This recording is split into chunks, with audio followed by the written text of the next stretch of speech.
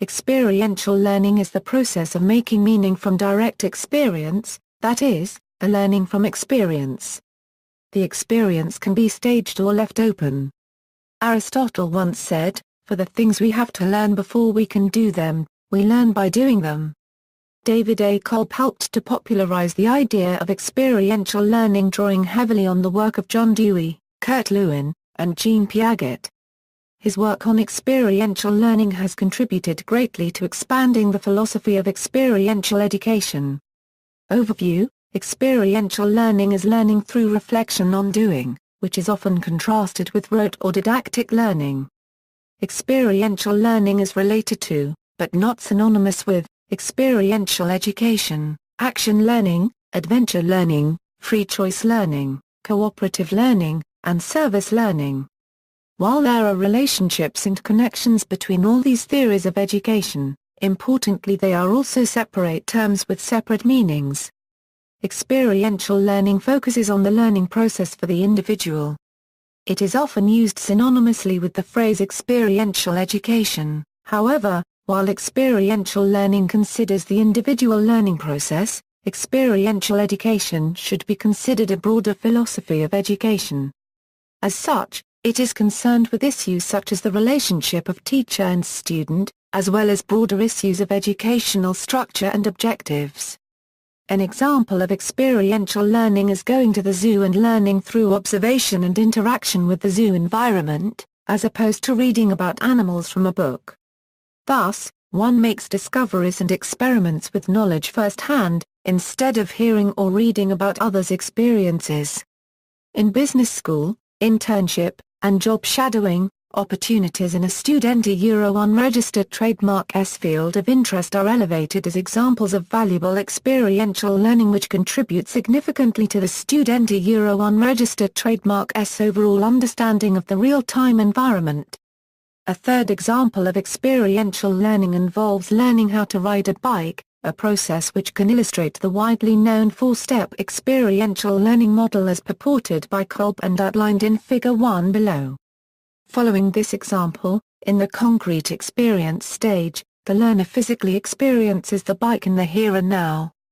This experience forms the basis for observation and reflection, and the learner has the opportunity to consider what is working or failing, and to think about ways to improve on the next attempt made at riding.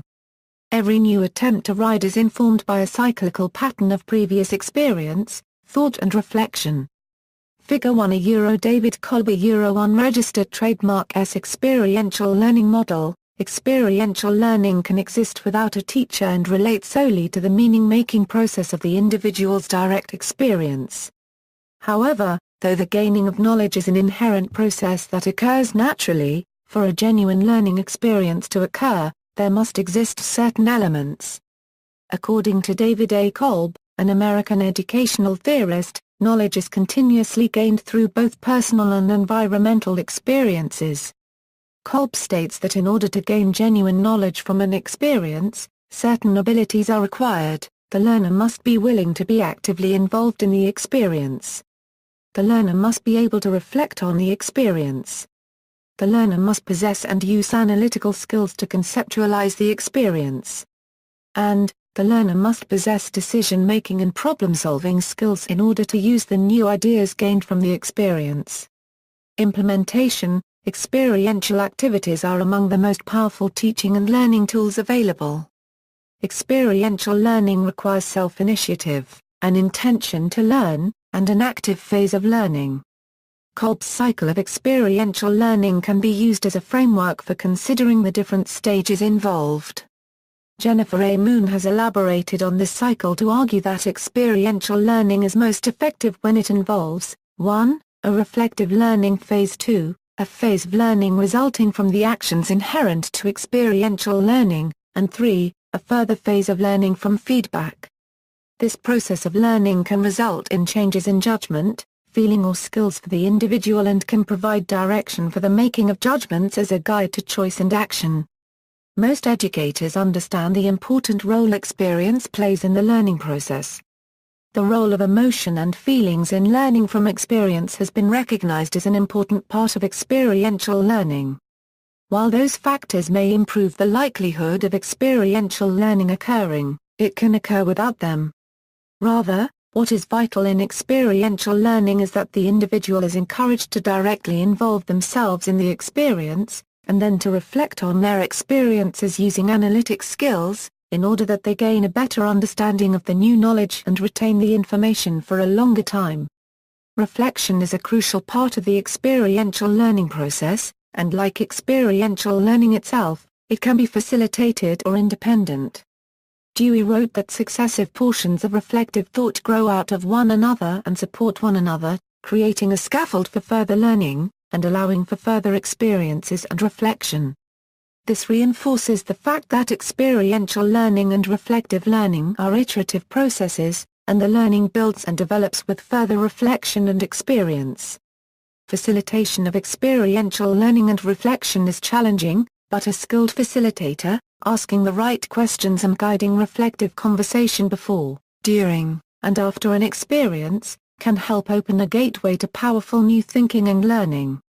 Jacobson and Ruddy, building on Kolb's four-stage experiential learning model and Pfeiffer and Jones's five-stage experiential learning cycle, took these theoretical frameworks and created a simple, practical questioning model for facilitators to use in promoting critical reflection in experiential learning. Their 5 questions model is as follows: Did you notice? Why did that happen? Does that happen in life? Why does that happen? How can you use that? These questions are posed by the facilitator after an experience, and gradually lead the group towards a critical reflection on their experience, and an understanding of how they can apply the learning to their own life. Although the questions are simple, they allow a relatively inexperienced facilitator to apply the theories of Kolb, Pfeiffer, and Jones, and deepen the learning of the group. While it is the learner's experience that is most important to the learning process, it is also important not to forget the wealth of experience a good facilitator also brings to the situation. However, while a facilitator, traditionally called a teacher, may improve the likelihood of experiential learning occurring, a facilitator is not essential to experiential learning. Rather, the mechanism of experiential learning is the learner's reflection on experiences using analytic skills. This can occur without the presence of a facilitator, meaning that experiential learning is not defined by the presence of a facilitator. Yet, by considering experiential learning in developing course or program content, it provides an opportunity to develop a framework for adapting varying teaching learning techniques into the classroom. Experiential learning in schools. Think Global School is a 4-year traveling high school that holds classes in a new country each term. Students engage in experiential learning through activities such as workshops, cultural exchanges, museum tours, and nature expeditions. The Dawson School in Boulder, Colorado, devotes 2 weeks of each school year to experiential learning, with students visiting surrounding states to engage in community service, visit museums and scientific institutions, and engage in activities such as mountain biking, backpacking, and canoeing. Experiential learning in business education. As higher education continues to adapt to new expectations from students, experiential learning in business and accounting programs has become more important. For example, Clark and White point out that a quality university business education program must include an experiential learning component. With reference to this study, employers note that graduating students need to build skills in a OE professionalism Euro, which can be taught via experiential learning. Students also value this learning as much as industry. Learning styles also impact business education in the classroom. Kolb transposes 4 learning styles: diverger, assimilator, accommodator and converger, atop the experiential learning model, using the 4 experiential learning stages to carve out 4 quadrants, 1 for each learning style. An individual unregistered trademark S dominant learning style can be identified by taking Kolb unregistered trademark S learning style inventory. Robert Lewandit took a meta-analysis of 8 studies which revealed that Kolb unregistered trademark S learning styles were not equally distributed among business majors in the sample. More specifically, Results indicated that there appears to be a high proportion of assimilators and a lower proportion of accommodators than expected for business majors.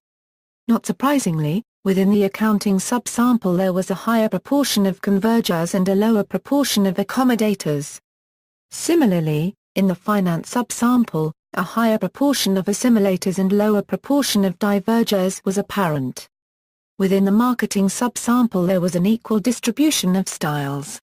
This would provide some evidence to suggest that while it is useful for educators to be aware of common learning styles within business and accounting programs, they should be encouraging students to use all four learning styles appropriately, and students should use a wide range of learning methods. Professional education applications, also known as management training or organizational development, apply experiential learning techniques in training employees at all levels within the business and professional environment. Interactive, role-play-based customer service training is often used in large retail chains.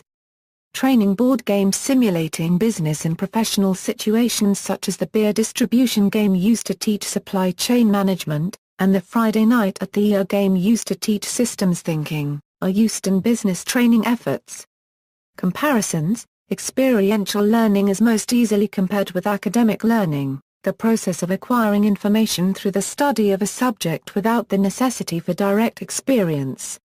While the dimensions of experiential learning are analysis, initiative, and immersion, the dimensions of academic learning are constructive learning and reproductive learning. Though both methods aim at instilling new knowledge in the learner, academic learning does so through more abstract, classroom-based techniques, whereas experiential learning actively involves the learner in a concrete experience. See also, People, John Dewey, Paulo Freire, David A. Kolb, Carl Rogers, Jean Piaget, Maria Montessori, Rudolf Steiner, Kurt Hahn. See also, References has contributed greatly to expanding the philosophy of experiential education. Overview. Experiential learning is learning through reflection on doing, which is often contrasted with rote or didactic learning. Experiential learning is related to, but not synonymous with, experiential education, action learning, adventure learning, free choice learning, cooperative learning, and service learning.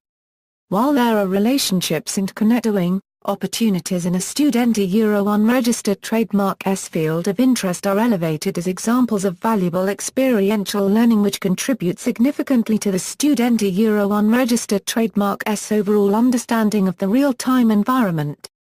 A third example of experiential learning involves learning how to ride a bike, a process which can illustrate the widely known four-step experiential learning model as purported by Kolb and outlined in Figure 1 as the relationship of teacher and student, as well as broader issues of educational structure and objectives. An example of experiential learning is going to the zoo and learning through observation and interaction with the zoo environment, as opposed to reading about animals from a book. Thus, one makes discoveries and experiments with knowledge firsthand, instead of hearing or reading about others' experiences. In business school, internship, and job shadtions between all these theories of education, importantly they are also separate terms with separate meanings. Experiential learning focuses on the learning process for the individual. It is often used synonymously with the phrase experiential education, however, while experiential learning considers the individual learning process, experiential education should be considered a broader philosophy of education. As such, it is concerned with issues such as experiential learning is the process of making meaning from direct experience, that is, a learning from experience. The experience can be staged or left open.